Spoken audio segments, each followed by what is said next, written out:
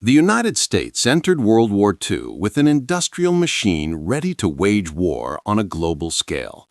Nowhere was this more evident than in its massive fleet of bombers. From the deadly accuracy of the dive bomber to the strategic might of the four-engine heavy, these aircraft were the true arsenal of democracy. Join us as we explore every U.S. bomber that took to the skies in World War II. We begin with the strategic workhorses, the heavy bombers. We start with the legendary Boeing B-17 Flying Fortress. Its name became synonymous with daytime strategic bombing over Europe. Known for its incredible toughness and ability to absorb devastating damage, the B-17 was the symbol of American resilience. The consolidated B-24 Liberator was the most produced American aircraft of the entire war. Known for its long, high aspect ratio wing, the B-24 offered superior range and greater potential bomb capacity than the B-17 in many missions, serving globally from the Pacific to the MTO. Next, the massive Boeing B-29 Superfortress. This was a technological leap forward. Pressurized, remotely sighted, and massive, it was designed specifically for the long distances of the Pacific theater. The B-29 represents the most devastating and controversial final chapter of the air war. Bonus heavy bombers. To be complete, we must note the consolidated B-32 Dominator. It saw combat in the Pacific late in the war and was involved in the final combat missions of World War II. The B-32 was structurally distinct from the B-29 and served as an important alternative heavy bomber platform. We also recognize the early Martin B-10, an advanced monoplane bomber that served in small numbers at the start of the conflict.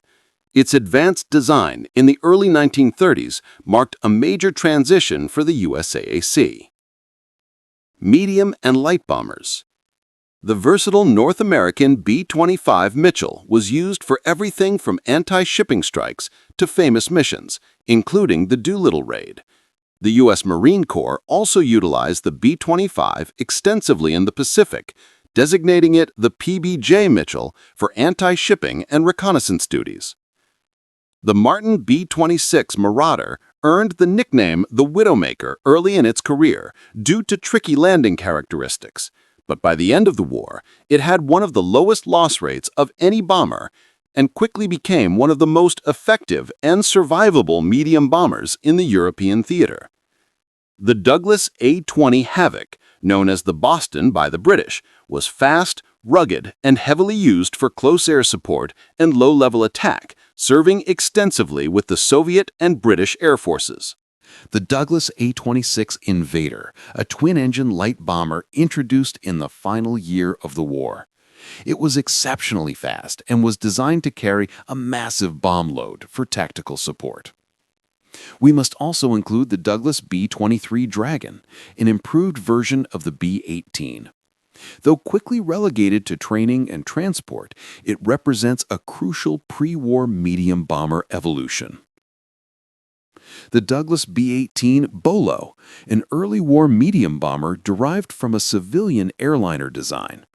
Though obsolete by 1942, the B-18 still served in vital roles, such as anti-submarine patrols, coastal defense, and crew training, helping fill critical gaps during the vulnerable opening years of the war. Finally, the Lockheed Ventura, developed from the Lodestar transport, served primarily with the U.S. Navy as a patrol and anti-submarine bomber, notably its later version, the PV-2 Harpoon. Naval attack and patrol aircraft. We begin this section with the Vought SB-2U Vindicator, the U.S. Navy's main carrier dive bomber immediately preceding the SBD Dauntless, serving in the critical opening stages of the war. The Douglas SBD Dauntless was slow but legendary for its accuracy. Its performance at the Battle of Midway, sinking 4 Japanese carriers, made it one of the most strategically important aircraft of the Pacific War. Its moniker, SBD, stood for Scout Bomber Douglas, though crews often affectionately called it slow but deadly. The USAAF also employed the A-24 Banshee, which was the land-based version of the Dauntless, used for close air support in the Pacific. The Curtiss SBC-2 Helldiver replaced the Dauntless. Despite a troubled introduction and gaining the nickname Beast, it was faster and carried a greater payload, becoming the U.S. Navy's main dive bomber late in the war. Signaling the post-war transition was the late-arriving Douglas BTD destroyer, a single-seat dive torpedo bomber that entered limited service by VJ Day. Consolidated PBY Catalina and Martin PBM Mariner. While not traditional attack bombers, these long-range maritime patrol aircraft played a critical bombing and anti-submarine role across the Atlantic and Pacific. They hunted U-boats, rescued downed airmen, and carried out night harassment bombing, becoming some of the most important aircraft of the naval war. We also note the enormous Martin PB-2M JRM Mars flying boats, originally designated as patrol bombers before conversion to large transports. The Grumman TBF Avenger was the primary torpedo bomber of the U.S. Navy.